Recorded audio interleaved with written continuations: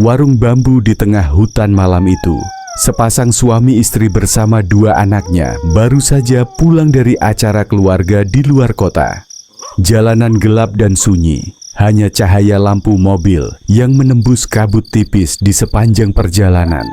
Jarum jam menunjuk pukul 11 malam ketika rasa lapar mulai menyerang mereka. "Pak, coba lihat di depan, itu kayak ada warung," ujar sang istri sambil menunjuk ke arah kanan jalan. Benar saja, di antara pepohonan bambu yang lebat, tampak sebuah warung kecil berdiri dengan lampu Petromax yang redup berayun tertiup angin. Tulisan di papan kayunya terbaca samar, "Warung Bambu Busari, buka 24 jam." Mereka pun memutuskan untuk berhenti. Dari luar, warung itu terlihat sederhana. Meja kayu panjang, beberapa kursi bambu, dan aroma masakan seperti sambal dan sayur lodeh yang tercium menggoda. Begitu masuk, seorang wanita tua berambut panjang terurai menyambut mereka dengan senyum tipis. "Silakan, Nak. Mau makan apa? Masih hangat semua," katanya dengan suara serak tapi lembut. Tanpa curiga, keluarga itu memesan makanan. Anehnya, meski tidak terlihat kompor menyala, makanan tersaji begitu cepat. Nasi putih mengepul, ayam goreng, dan sayur lodeh dengan aroma kuat rempah. Mereka makan dengan lahap, namun anak bungsu mereka tiba-tiba berbisik, "Bu, kenapa ayamnya dingin ya? Padahal ada asapnya." Sang ibu hanya tersenyum canggung, mengira anaknya mengada-ada. Tapi tak lama kemudian, sang ayah melihat sesuatu aneh di pojok warung. Ada bayangan hitam bergerak di antara sela bambu, seperti seseorang sedang mengintip dari luar. Ia menoleh ke arah Busari, tapi wanita itu sudah tak ada di tempat. Hanya suara seretan kaki terdengar dari belakang dapur.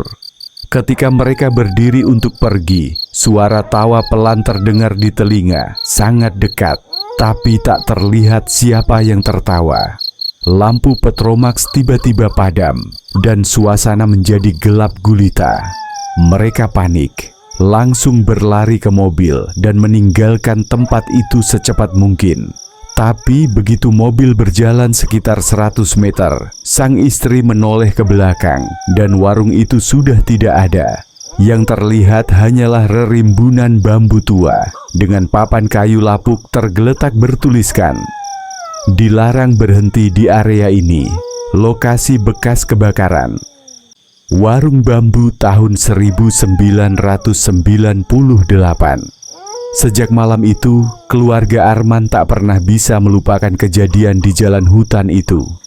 Mereka sampai di rumah dengan wajah pucat dan malamnya semua sulit tidur. Namun yang paling aneh, Raffi, anak bungsu mereka yang berusia 8 tahun, mulai bersikap aneh sejak hari berikutnya. Dia sering duduk di teras menatap kosong ke arah jalan, seolah menunggu seseorang. Kadang ia berbisik sendiri, "Busari bilang nanti malam dia datang bawa ayam lagi." Awalnya sang ibu mengira Raffi hanya bercanda, tapi semakin hari suaranya makin serak, seperti meniru nada bicara perempuan tua yang mereka temui malam itu. Tanda-tanda aneh di rumah. 3 malam setelah kejadian, aroma sayur lodeh tiba-tiba memenuhi dapur, padahal kompor belum dinyalakan.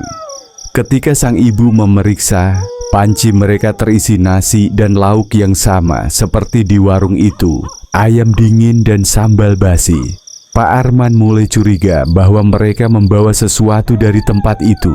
Ia pun mengecek mobil. Di bawah kursi belakang, ia menemukan tulang ayam hangus yang dibungkus daun pisang. Begitu disentuh, daun itu terasa lembab dan masih hangat. Malamnya suara ketukan dari luar rumah terdengar 3 kali, perlahan tapi jelas. "Tok, tok, tok. Bu, ada tamu," kata Raffi datar sambil menatap pintu. Saat pintu dibuka, tak ada siapapun, hanya angin dingin yang membawa bau anyir. Tapi di depan teras, ada jejak kaki basah mengarah ke dapur. Datangnya sosok di malam hari. Menjelang tengah malam, Raffi terbangun dan berjalan sendiri ke ruang tamu. Ibunya terkejut melihatnya berbicara sendiri sambil menatap kosong. "Raffi, kamu bicara sama siapa?" Dia menjawab, pelan, "Sama Bu Sari. Dia lapar. Katanya aku belum habisin ayamnya malam itu." Tubuhnya lalu kejang. Dari mulutnya keluar aroma busuk seperti bangkai, dan suara lain keluar dari tenggorokannya, parau dan tua. "Kalian makan di tempatku tanpa izin, belum bayar." Seketika lampu rumah mati. Dalam kegelapan, mereka melihat bayangan perempuan berambut panjang berdiri di dekat jendela, menatap mereka dengan mata putih kosong.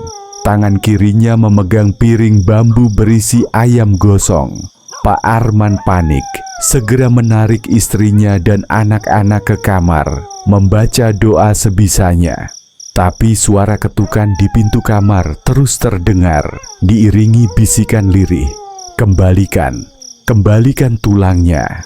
Keesokan paginya, Pak Arman membawa keluarganya ke seorang ustaz di kampung. Setelah mendengar cerita mereka, ustaz itu berkata dengan wajah serius, "Warung bambu itu sudah terbakar 20 tahun lalu. Dulu, Bu Sari dan keluarganya mati terjebak di dalamnya. Katanya, siapapun yang makan di sana tanpa doa akan dianggap tamu yang belum pulang. Mereka disarankan untuk mengembalikan tulang ayam itu ke lokasi semula dan membaca doa."